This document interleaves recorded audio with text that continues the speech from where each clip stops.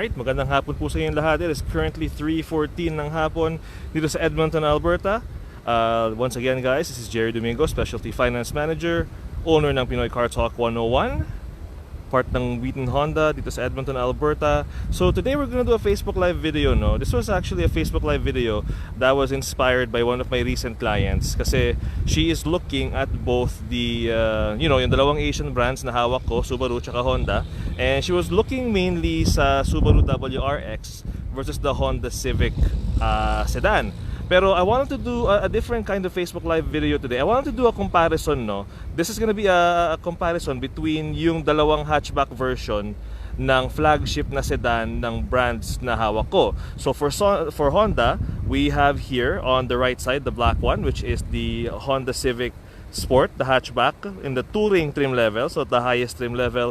While on the left side we have the white version of the Subaru Impreza hatchback in the Sport Tech trim level. So I want to do a Facebook Live video comparing both na same trim level, same design, pareho silang hatchback, and I want to go over the main differences nilang dalawa para sa benefit ninyo, para sa mga naghahanap ng sasakyan ngayon. If you're looking for a vehicle, if you're looking specifically for a hatchback, I hope this video can help you out. I apologize dun sa noise level, nasa labas tayo, wala tayong professional grade na mga recording equipment. It's just me, my cell phone, as we've always done it, right? Facebook Live as always. So let's go over both models now. So let's start on the right side. So this is the 2020 Honda Civic hatchback Sport Touring. I featured this vehicle in one of my videos last week, so we're gonna look at it again. So as you can see there, yan ang kanyang itsura. Now, pareho silang classified as hatchback, but you're gonna notice yung differences nila sa likod. So this is the Honda version. Look at the design ng hatchback ng Honda Civic in comparison dun sa Impreza. Okay? So, malaking diferensya between the two of them, right? This, of course, as you guys can see, is more of a sportier feel, more of a sportier aesthetic, no? As you can see sa kanyang design sa likuran, even yung tambucho niya. Whilst this one here, mas more traditional in a sense. So, right? Space-wise, tignan natin yung likod. So that's the space that you get sa Impreza na hatchback. Yun yung backup camera, meron din siya. While on the Honda Civic hatchback, space-wise, that's what you get. So if you actually look at both models, no, the Impreza hatchback is a bit longer, right, kumpara sa Civic na hatchback. So I'll put this plate back here. Hold on guys, mamaya ako nakabalik. So yun yung kanyang backup camera there. Now let's look naman sa passenger side. So if you look at the Impreza, so since we're comparing similar trim levels, you can see the leather interior here, the perforated leather, right? Very nice as well. And then ito naman yung sa Honda version. So I have my kids back there. Hi guys. Hi. So as you can see there, leather interior then. Now main difference are you gonna notice guys, for the Civic hatchback, meron siyang heated seats sa mga rear passenger, while yung Impreza wala. Okay? Now if you look naman sa front passenger side, tingin tayo sa Impreza. So again, you get the nice leather, perforated leather interior, right? Harman Kardon sound system. So pa mga mahilig mag-sounds dyan, that's a top quality brand ng sound system. Meron sa Impreza hatchback.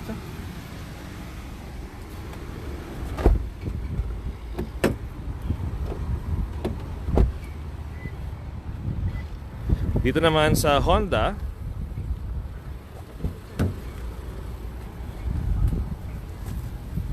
so not sure kung ano yung sound system na gamit namin, but as you can see there, main difference here, meron siyang power driver seats, Leather seats din siya, right? Hi, Jerome. So one thing I'm gonna point out to you guys is yung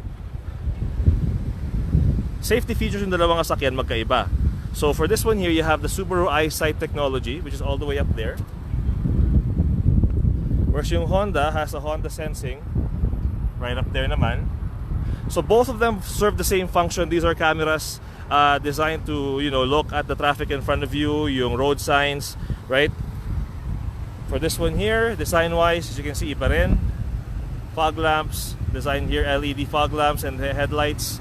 For the Impreza, you got more chrome. LED rin yung kanyang daytime running lights for this one here. Pareho silang may sunroof.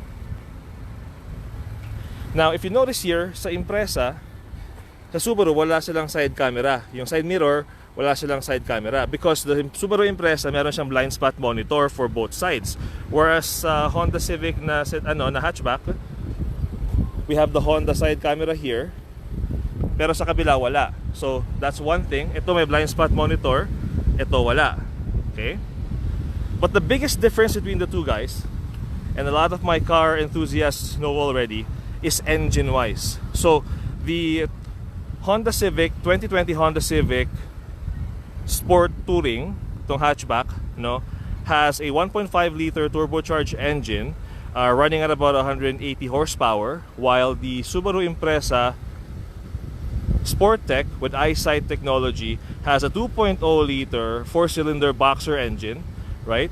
So hindi siya turbocharged, and horsepower wise you're looking at 156 on the Impreza, 180 on the Honda Civic, right? So of course they're both completely different, right? It's gonna be a matter of your needs versus your wants. Some people like yung simpler na aesthetic nung Impreza. Some people like the aggressive sporty look ng Honda. Other aesthetic changes, as you can see there, yan yung design ng Sport Touring ng Honda Civic for rims, while the Impreza has this one.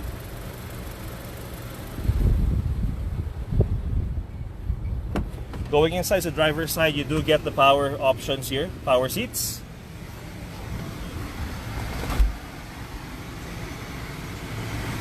Meron kang navigation system dito. Babaan ko lang yung fan natin, ha? Navigation system, leather wrap steering wheel, heated steering wheel, Bluetooth controls here. Yan ang ating front console natin. I'm gonna post this first. Ito lang, ha? Yan, makita nyo. So yan siya. Meron kang display there for the different diagnostics ng car. Lane departure assist, rear cross traffic alert meron siya. Auto headlights meron din siya. Heated seats for both the driver and passenger. Push button start. So the main thing na wala yung Subaru na meron sa Honda, if you look at the keys, no, sa Subaru, look at the keys, wala siyang built-in na remote starter. Whereas the Civic has a built-in remote starter here. But at the same time, the Honda Civic Sport Touring top trim level ng hatchback, walang heated steering wheel. Ito meron. So you have your adaptive cruise control here as well, right? Ito yung backup camera mo. Yan ang itsura niya sa loob. Now, tingnan naman natin yung sa... Patayin na natin to. Sa Civic natin.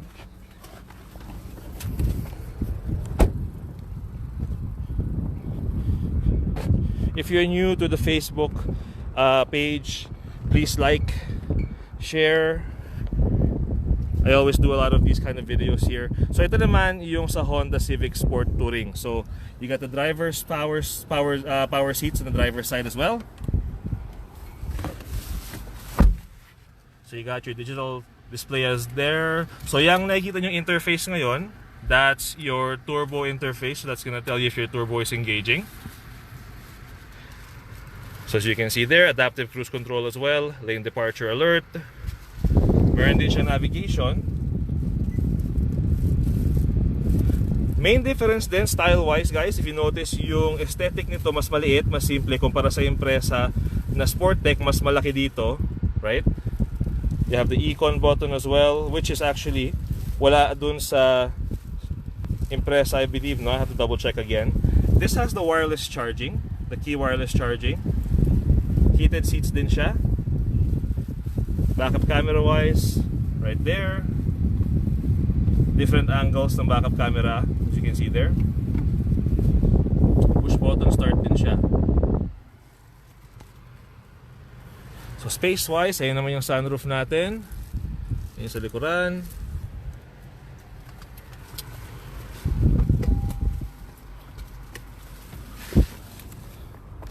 So as you guys know, there's not a lot of Japanese manufacturers now that make hatchback models. Yeah, you know, there's the hatchback na Toyota Corolla, but you know, doesn't really offer much performance-wise. The Korean brands, Kia and Hyundai, also have the hatchback na Elantra, tsaka Accent. I'm only looking at the Japanese one. There is a Mazda 3 na hatchback, but you know, I wanted to do a Facebook Live video focusing dun sa mga brands na hawak ko, which is Honda tsaka Subaru. So if you guys are in the market looking at your next vehicle, no, sedan or hatchback, if you're considering a hatchback, these are two of the best hatchbacks available in the Japanese car market.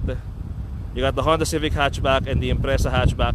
Guys, marami na akong nabentang Subaru na Impreza na hatchback in the past. All of my clients have been really happy with it. The main thing, besides the engine, the main difference ng dalawa is the Honda Civic is a front-wheel drive, whereas the main selling point ng Subaru and ng Impreza is it is all-wheel drive.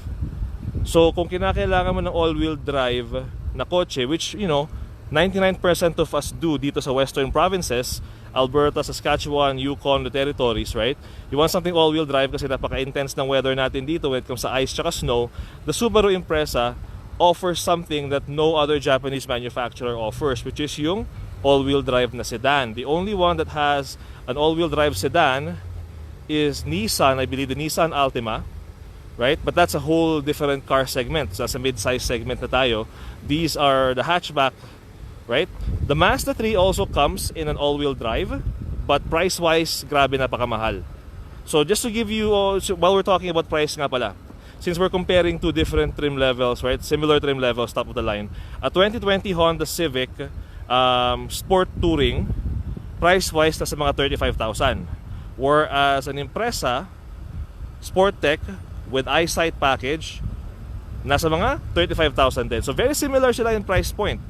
Kasi ito yung mga top of the line trim levels. It's just a matter of anong mas mahalaga sa'yo. Mas gusto mo ba yung mas mataas na horsepower na offer ng Civic na hatchback? Do you like yung practicality tsaka safety nung EyeSight technology tsaka yung all-wheel drive system ng Subaru? Right? So it's gonna be a matter of, gaya nga nasabi ko sa inyo, and the main reason thing is, I get a lot of inquiries from people, you know, oh, 100 bi-weekly lang ang budget ko, ito lang ang budget ko, ito lang, ano mang mura. You know, pag bibili kayo ng kasakyan, maraming bagay na kailangan i-consider, hindi lang presyo, right? Loan approval, and of course yung needs and wants ninyo. So that's what we're doing today with these two hatchbacks, right? Each of them offer completely different things. Yes, they are both hatchback models. They're both sedans na hatchback design. They're both top trim levels, Sport Tech and Touring. But as you guys can see, magkaiba sila in what they can offer. Okay, so I hope you guys found the video educational in your next car shopping, right? I have a question here from Gian Bulosan. All brands po ba kayo? Yes, I have been working with all brands. Doesn't matter kung anong brand. Kasi Gian, if you're new to the Facebook page, no, I actually work finance. So hindi tayo basta-bastang salesperson lang. Finance manager ako, specialty finance to be exact. Because I work with both good credit, bad credit, and at the same time I also work with different brands. But I wanted to focus mainly on the two Japanese brands na I personally like that I personally like selling, that I personally like driving, which is Subaru. And alam na mga kliyente ko yan, I've been selling Subarus for years now, WRX mainly, and of course, the Honda Civic and Honda as a brand in general. There's not a lot of Filipino people in the industry that works at Subaru, that work with Honda, and I am proud to say now I work with both. I have, I have access to both brands, right? Richard featuring your Mazda and Civic hatch. I would maybe one day I'll do that. To be honest with you, Richard, I'm not really a big fan of the Mazda hatchback na sedan, right? But since my request ka, I'll see if I can make something happen and see if I can do a side-by-side comparison between the two, right? Just not gonna be today or this week. So guys, salamat sa mga nanood kanina. I hope nagustuhan niyo yung video. Once again, I wanna, introduce, I guess, these cars to you guys. We have the 2020 Honda Civic Sport Touring and the Subaru Impreza Sport Tech. Both vehicles are hatchbacks. Both offer different kinds of features and benefits. So if you're looking at your next car, please let me know. Anong brand pa yan? Me sa finance, let me get you approved for the loan, and then we'll get something for you that works for your budget, for your approval, for your needs, and for your wants. So thank you so much sa lahat ng nanood, guys. Really appreciate it. Have yourselves a good day. I'll talk to you guys again later.